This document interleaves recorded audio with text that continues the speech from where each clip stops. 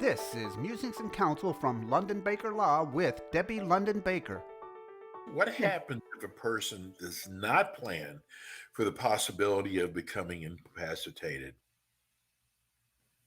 So when people become, when people, let's say incapacitated, so physically incapacitated, oftentimes people need people to take care of things for them. They can no longer go to a bank. They can no longer run errands for themselves. I have a friend like that up in North Carolina.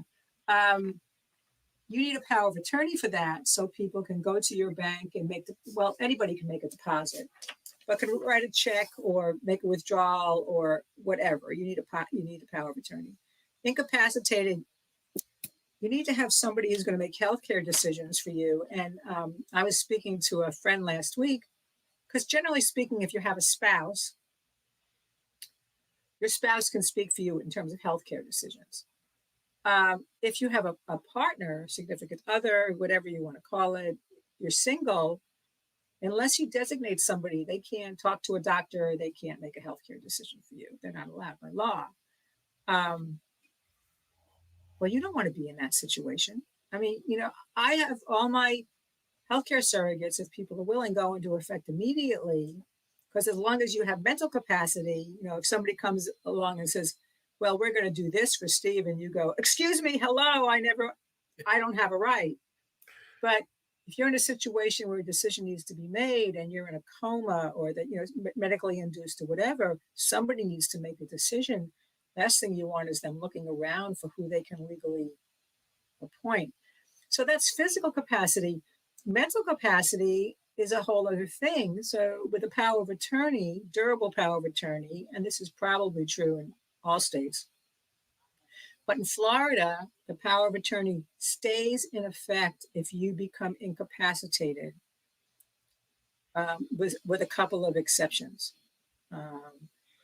So if somebody had been admitted to a mental hospital for suicidal ideation, I love that word, for suicidal, for thinking about taking their own life, they haven't been declared incompetent, but they may not have capacity in those moments to make a decision. So they need somebody with a healthcare surrogate and a power of attorney to stand for them, to be an advocate for them.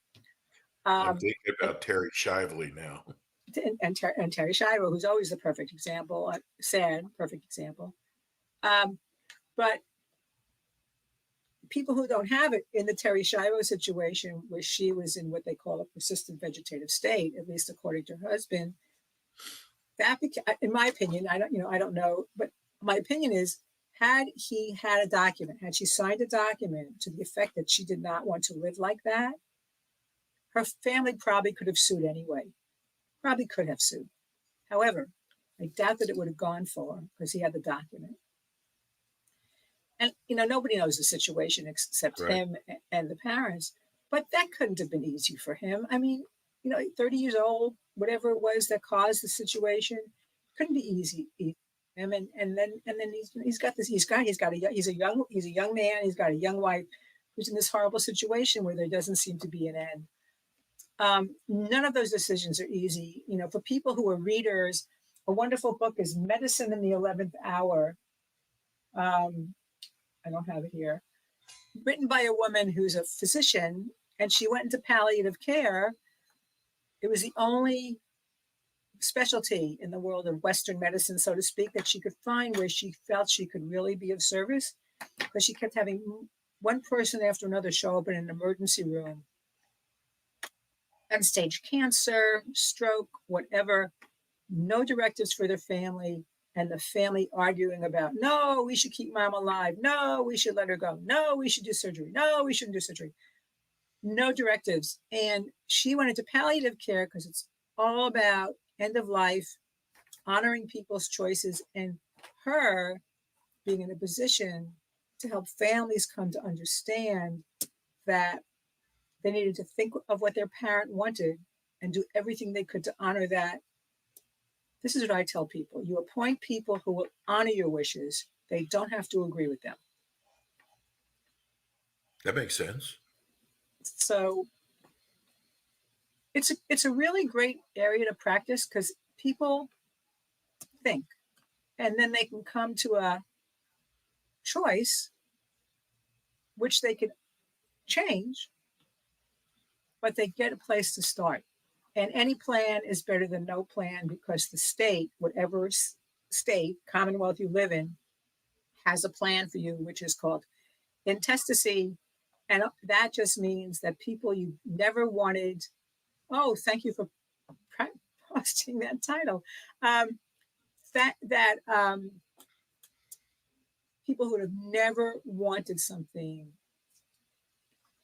have their family arguing about something, and whoever died didn't want those people to have anything to do with them. So it's a fun place to be. It's very heartwarming. It's heartbreaking when you hear some of the stories, but God knew what he was doing when he sent me to law school. So, you know, I have another 24 anniversaries of my 39th birthday. So I got another 24 years. We talk about this. I'm going to change the subject for just a second. We talk about how people change. Now, we're on TV right now, and I am looking at one of the cutest cats you could possibly imagine. And I was never a cat person, ever, ever, ever, until my girlfriend had not one, but two cats. And I fell in love with cats all my life. I mean, so things change. But I just want to tell you, if you're watching on TV, you can see it is the cutest cat, and people change. And that's why with estate planning, you should go in every year because things change. And people lose sight. They have children and forget they haven't included them. They get an inheritance. You know, they need to know they win the lottery. I mean, or something. I mean, and then stuff happens, but the inheritance, people probably get an inheritance, not often, but frequently, that they've had no idea that they're getting. Did you see what our great producer put on that good night? Yeah. No, I really appreciate it. Yeah. I love it. Yes. It's a wonderful book. It's a wonderful book. Yeah.